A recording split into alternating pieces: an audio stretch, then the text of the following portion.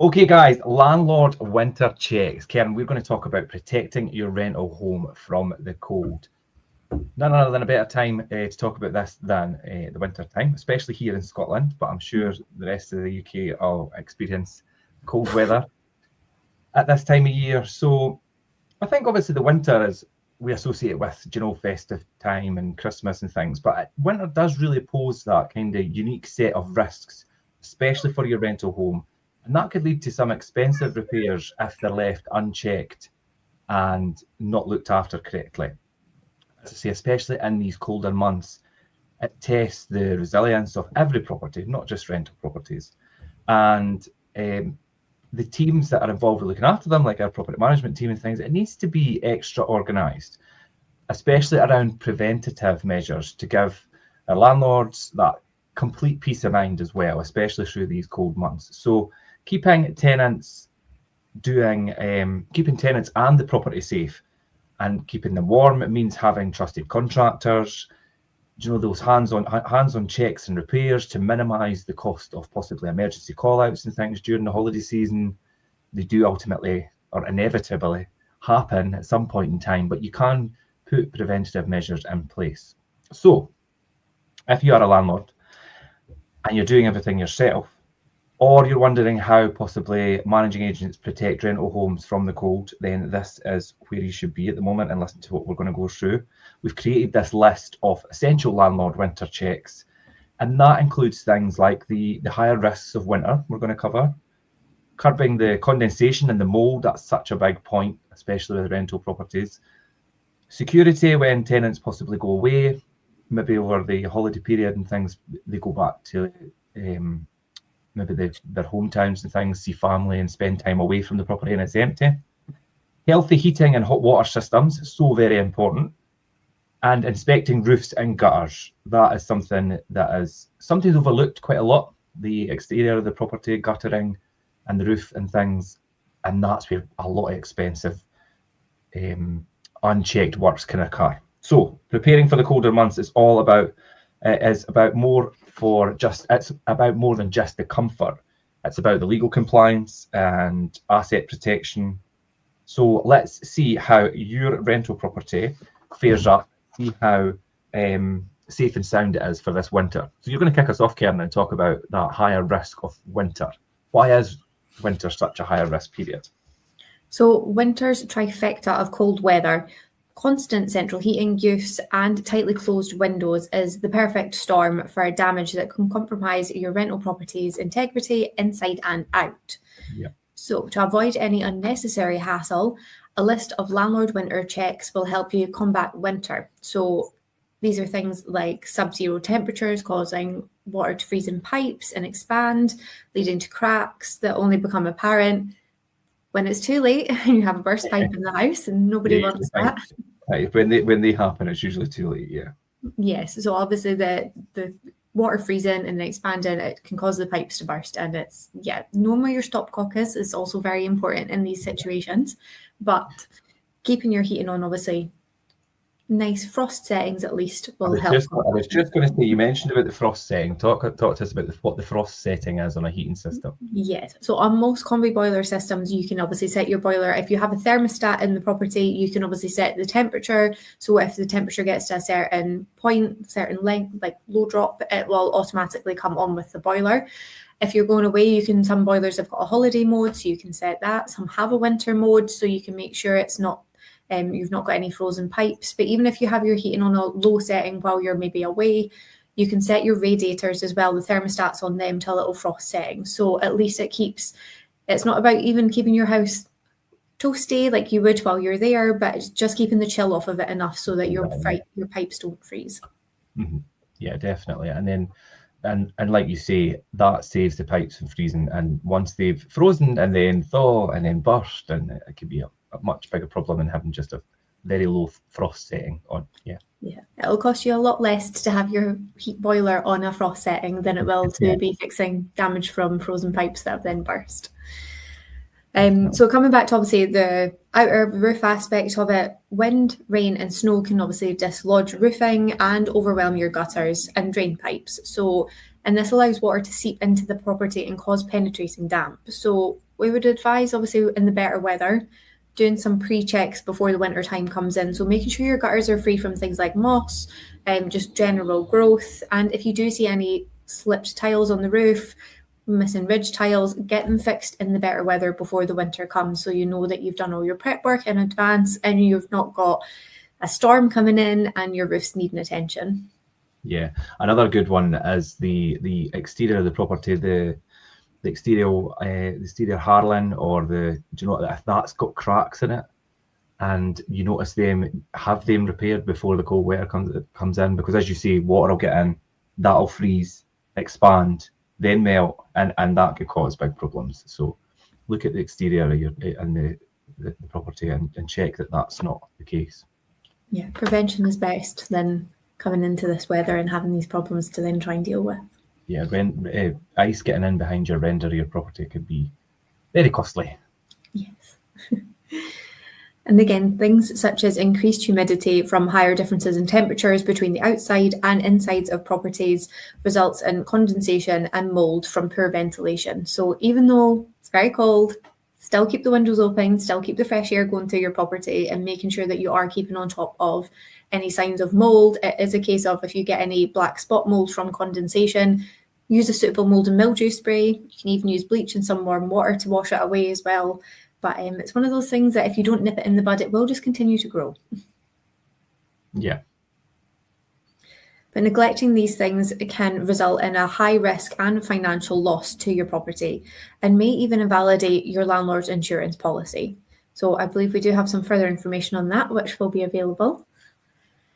Yeah, there's a link in the attached post which has got the protection money, a guide to landlord's insurance and reducing your premiums, which is a show we've done previously, which has the vlog, the podcast, and the actual blog itself to read through. So you could click on the link through to that, and that kind of elaborates a lot more and could help from these kind of significant financial losses. As you say, it's a preventative measure for maintenance and things, and that's really helpful information. But obviously, if I were to sidetrack on that, well, as I say, we've done a whole show on that previously. So click through on the link to see that. That would be great. What I did pick up on there as your last point is obviously increased humidity and condensation, and that problem for condensation and mold through poor ventilation. And I'm going to talk about curbing that condensation and that mold.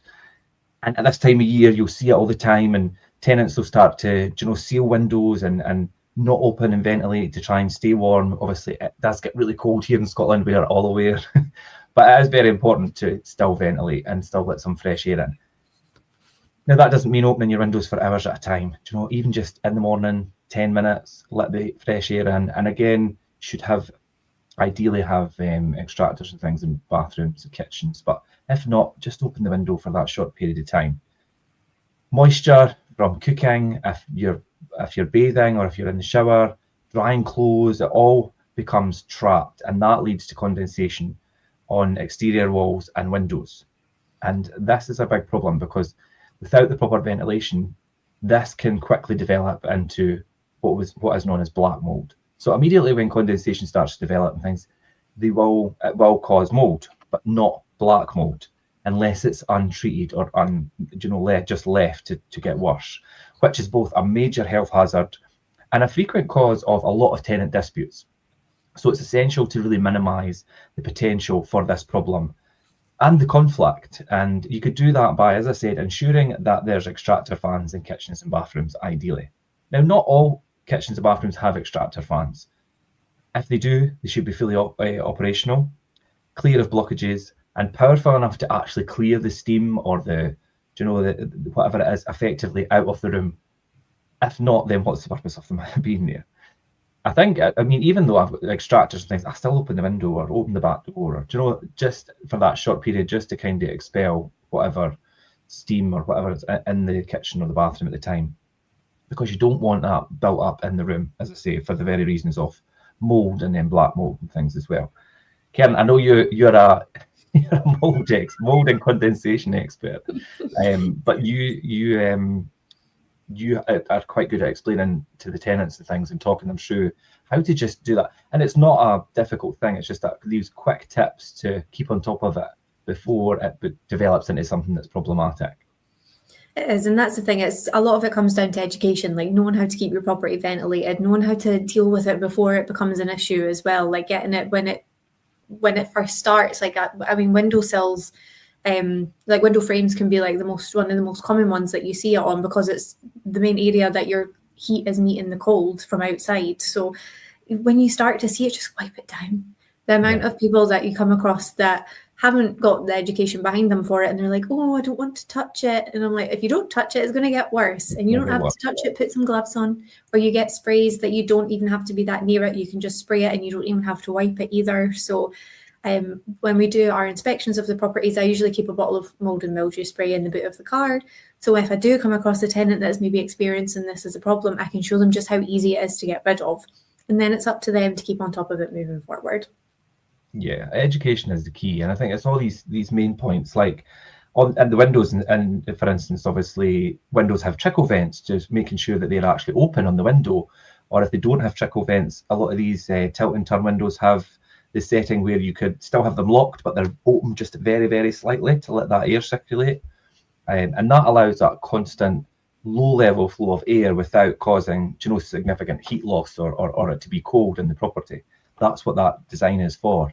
If there's not trickle vents, a lot of the newer ones have just this small catch where it's not open, but it's not completely shut, and it's still locked and secure. So checking that you've got them, and like you say, advising your tenants how to keep that constant kind of ambient temperature throughout the home, which prevents it being cold, and spots where kind of moisture is most likely to settle, and that is possibly around windows, behind furniture, and if there's an excessive amount of furniture and items up against the wall, there's low ventilation, you maybe have the heating quite high and the cold from coming in, and when that meets, and then that's where the cold from the wall or the window, that's when it starts. So yeah, advice and knowledge is the key there.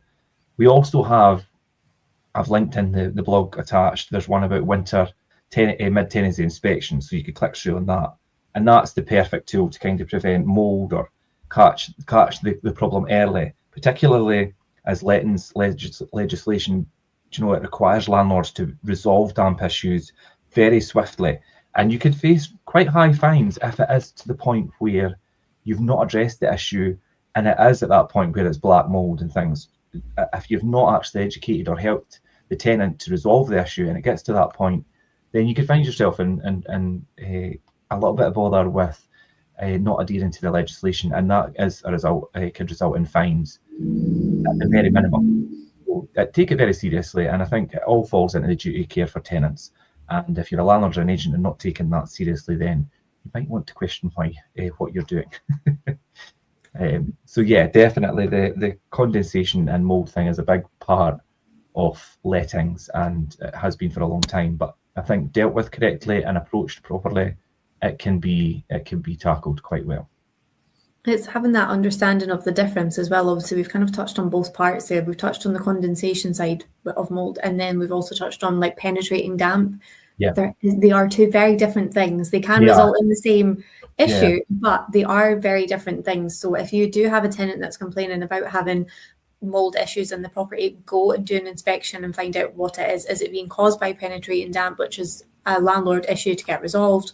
Or is it being caused by the tenant not ventilating the property and needs addressed there? So knowing the difference between the two as well. Yeah, you're right. It's a big difference. I mean, if there's an issue at the property where there's water coming and water ingress, and like you say, penetrating the property, whether it's from the windows, from the roof, from the render on the walls, or something exterior that needs to have a repair, then by all means that gets done. But if it's not, and it's an issue with condensation, it's then an educational point of view, where like this is how we tackle this, and the tenant needs to be involved in that very much so. Yes. Yeah. And again, so going on from the heating side of it, it brings us to kind of our security when the tenants are away. I mean, we've kind of touched on the heating side there, but obviously in the winter time, there's quite often tenants will travel to go and see family, maybe go and get some winter sun. So the unoccupied and unheated homes, you can face risks with them as well, so as we've kind of touched on. So it's wise to drop your tenant a just in case reminder about some various things. So as we say, leaving the heating on the low frost protection, timer setting, at least 12 degrees while they're away. That'll keep you, as we said, from any frozen pipes there. Yeah. If they are going to be going away, another thing that they can be doing is turning off the water from the main stopcock, draining down the water as well, so you don't have any water actually in the system, and it prevents obviously frozen pipes from happening, because again, if it's just a wee crack, they may go unnoticed and end up becoming quite significant. So you've got the two options there: frost setting, drain down the heating system. But knowing where the stopcock is and making sure it actually works as well and turns off properly, that can be another one. Sometimes they don't always turn off, so making sure that it is working.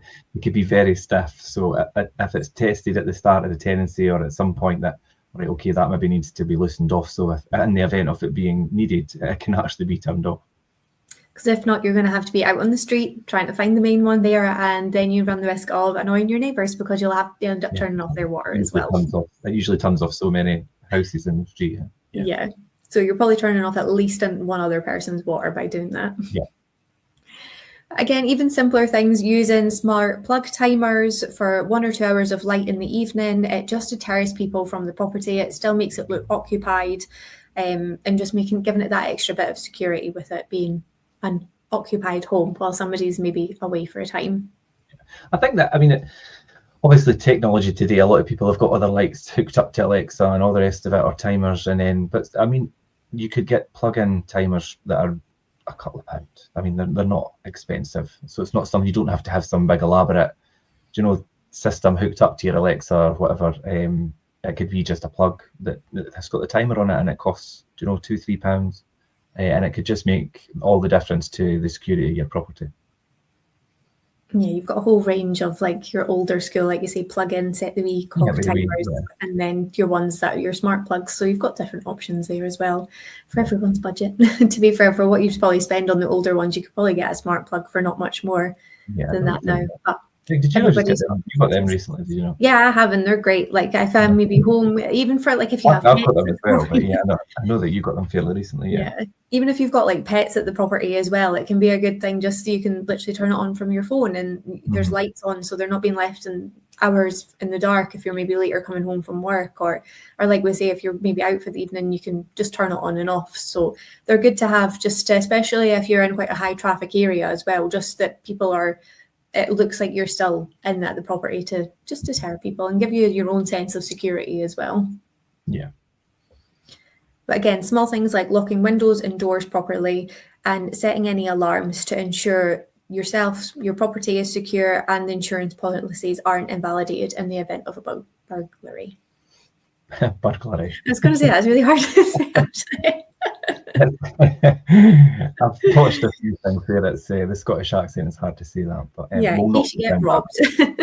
Yeah, we'll not go down that route. So yeah, definitely. Just small preventative keys. Obviously, security, as we say, obviously making sure that your property's not going to get any burst pipes, everything's locked up securely, and you've maybe got some deterrents in place, such as the automatic lighting coming on for the property. But communication is key here. A simple message to your tenant with a small checklist of tasks before they depart prevent a whole lot of time-consuming upset and loss. And likewise, if you're a tenant as well and you're going to be away for a prolonged period of time, maybe you're gone for 2-3 weeks or possibly even more, drop your landlord a wee message and let them know. Again, it can be somebody's not at the property, and it's not to effectively say that they're going to be coming round while you're away, but it's just so that they know, you are still residing there, you're just away for a little bit of time. So if they maybe need to let you know something, or there's maybe work going to be needing done at the property, you're all in the loop with each other. There's also another main point with that is, if you're going to be away for longer than say 10-14 days, 2 weeks, if you're going to be away from the property longer than that, make sure your agent or your landlord is aware, because some insurance policies actually have it written into them. If the property is going to be empty for a certain period of time, they need to be notified that the property is empty. Otherwise, it invalidates the insurance. And I think generally, say 10-14 days, up to the 2 week point's fine. I think any longer than that, you should really be notifying, just so that if you've got an agent or your landlord, they know that the property is empty, you're going to be away, and you can see, I've left my timer on my lights and things like that, but just in case anything happens, or you get any reports from maybe a neighbour or whatever, I'm not there.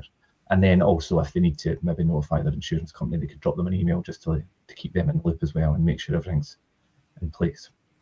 And if you do have that managing agent, I mean, we had tenants at one point that they would go away for a prolonged period of time, and they let us know, but they were like, could you please go and check the property? So we would go every sort of few weeks and just make sure that everything was fine. And most of the time it was in the summer months anyway, so there wasn't as high a risk there. But it's just the peace of mind, firstly for them, and then for us and the landlord as well. Everybody's aware that although they're not there, the property is still being looked after and still being checked. So you've got that option as well. If you do have a managed property, you could get your agent just to maybe pop their head in while you're away just to check that everything's okay. Yeah, and that all, like you say, comes back down to good communication. Yeah. So, and then I'm going to lead into the big one, and that's a healthy heating and hot water system. So I mean, boilers and heating systems, especially as it comes around into the winter time of year, do you know, there's no worse time for a boiler to fail than a freezing January morning, and inevitably it happens. And do you know, these emergency winter repairs are notoriously difficult to book and can sometimes be exceptionally expensive. So if you haven't done it yet, there's a few things that you need to do, and that is book a professional boiler service and get your boiler checked, and that has the ability to identify any faulty parts. Do you know, it's always when people start to fire up the boiler, because if you've got a combi boiler throughout the year, it will run in terms of the hot water. You're not actually running it for the central heating. And sometimes when people start to use the boiler a lot more frequently, things like do you know, the pressure release valve, and do you know, the diverter, and all these different things that haven't been used for the best part of the year then start to be used again, and then that's when you could see malfunctions start to happen. And if it becomes to ordering new parts and things, especially at this time of year, especially through the festive time as well, then it can be difficult and expensive. And it's not a straightforward, right, okay, they'll be out the next day, or they'll get the part delivered in a couple of days. Do you know, it could be next week or the week after. Do you know, depending on the suppliers and things as well, and the merchants. So yeah, and that check over of the boiler, it could flag up these things. And then you could also schedule the future annual checks and things to maybe fall possibly the start of autumn, so you could preempt it. I mean, it's a lot easier for a landlord with their own smaller portfolio to do that. If you're an agent and you have obviously hundreds of properties, then it would probably fall down to the landlord to say, look, maybe you should change the date of my, do you know, my safety check, and do it a wee bit earlier, or do it a wee bit, do you know, so that we've got more time to identify problems before winter. That's a really good proactive way to approach it. But obviously, agents not only going to do them too early without authorization from a landlord. So that's, again, a communication and a discussion thing. But definitely prevention is better than dealing with a winter repair. But inevitably, it's part of the industry, it happens. Give your tenant proper instructions. Again, we're back to this education thing. Proper instructions on bleeding the radiator, possibly supply them with a radiator key, and how they do that is obviously with the key, they remove that trapped air and re-level possibly, and then unnoticed leaks and pipes and things and joints will then be able to be identified. So bleeding your radiator is really important. It could bring back the full functionality of your radiators and the amount of heat that they emit. And it could also, once it tops up your system properly, do you know, it takes that air out, it all fills with water, and then if there is any leaks and breaches, these will become apparent and you could get them looked into, rather than them come up at most inconvenient time. Yeah, if the pressure is continuously, yeah, they always happen at the worst time. If the pressure is continuously dropping on your boiler, it could be that you've got a leak in the system somewhere, and it can be the tiniest thing. And quite often it can be like at radiator valves where the water's going in, and it's just a tiny little drip over time, but it'll knock the pressure down on your boiler. So if it is continuously doing it, you might have a leak somewhere, and it can effectively be like looking for a needle in a haystack if it's not, if it is a small leak. But keep your eyes peeled for things like that. And if you are bleeding the radiators, make sure you check the pressure on your boiler afterwards, because it can drop the pressure in it and you might need to top that up. And again, that's making sure that you know how to top up the pressure in your boiler. Google is a great thing. You can YouTube so many videos on how to do these things. Or if you have an agent like us, we have videos that we've done demonstrating to tenants how to do it as well. It happens to anyone. It happened to us in the office just recently. I think so we came in after Christmas and it was freezing Yeah. because the Yeah. pressure dropped on the boiler, so the heating hadn't come on. But So what we then identified was one of the radiators were leaking, and we had the boxed in pipes behind. So, and that was only discovered because I stood in the water. But then it just shows you, do you know, it's like it could happen to anybody, and luckily it was a quick fix. But do you know, if it's in a property and a tenant's maybe not going to know how to identify that, so if they're not educated to think, right, okay, well the pressure keeps dropping, there has to be a breach somewhere, let's look at the joins and let's see where it is, and say to them, like, obviously, I've found my radiator's leaking. And then that way the contractor comes out straight away, knows that they're going to fix that pipe under the radiator to stop the leak, and then that will obviously stop the pressure drop. So it's all about troubleshooting and identifying the right problem. But unless you know how to do that, then you don't know what you don't know. That's the problem. Yeah, these are not the things that they teach you in school, which they ideally should, because they're all the life skills that you do need to know, but you don't until you're in that situation and you have to learn. Yeah, definitely. And then with the heating systems as well, you've got your timers, your wall-mounted thermostats and things. Make sure these are all working correctly. If they have batteries, make sure they have new batteries, or the batteries are changed so they don't run out. And that ensures that your heating system stays operational and it's got the maximum efficiency, and that will relate into your utility bills and keep them that little bit lower. Because if you've got possibly, do you know, if you've not bled your radiators and you've got your thermostat set at the wrong setting and think, do you know, this could all affect your utility bills. And in the kind of economic climate we're in today, every penny counts, and we know that. And that's why, you know, educating tenants like the right temperature to have your thermostat and how to keep your system running the most efficiently as it can for your own sake in terms of your cost for utilities. And including these tasks in your annual like landlord winter checks will ensure that your tenant stays warm and happy while minimising any nasty peak season shocks for you as a landlord in terms of maintenance bills. Yep. So yeah, prevention. Yeah, prevention is the key. So, and you're going to round us up today, Kerin, and talk about, you know, not just inspections, but that inspection of certain areas in terms of like the roof and the gutters. And it's something that's generally overlooked by a lot of people and some agents as well. And I think that one perimeter walk and check could make all the difference in terms of a very costly repair. So run us through some of that and maybe the best time to do that. Yeah, so usually when I'm doing a property inspection, obviously we're checking inside, making sure everything's compliant, tenants looking after the property, but we're also doing that external check as well. So making sure the gutters aren't choked.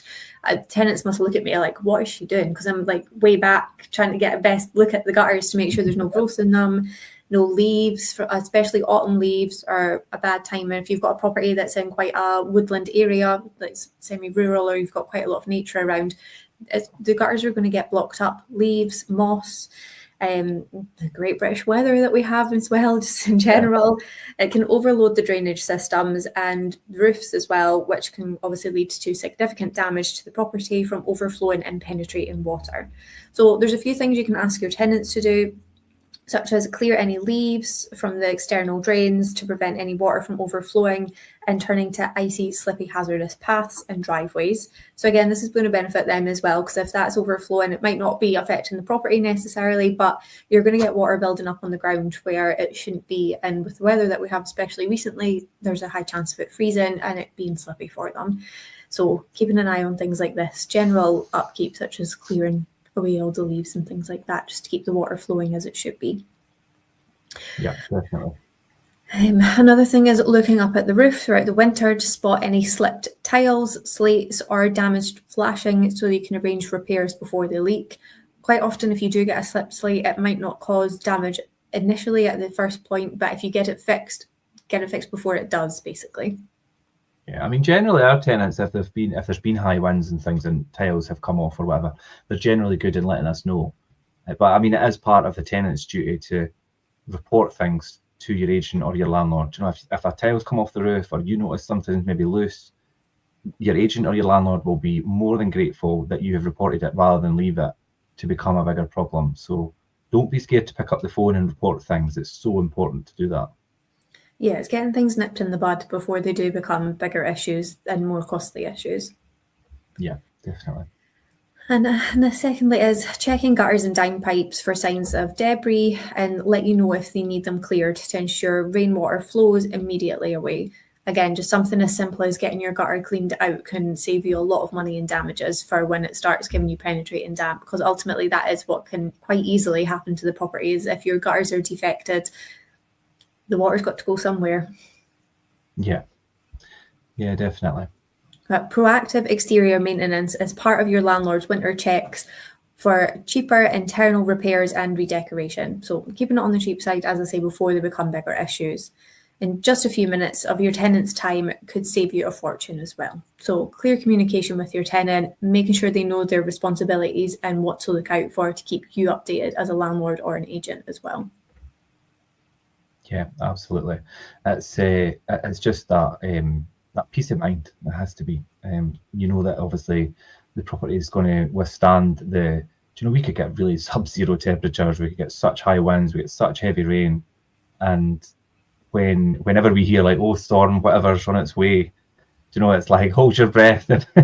But do you know what? But for the most part, it's having that peace of mind that you're right. Okay, we've checked over everything as best we can. All our tenants are educated, and if anything goes wrong, they'll let us know straight away. Yeah, definitely. So there's a lot of preparation that you can do for the winter time, and the best advice is do it before winter time.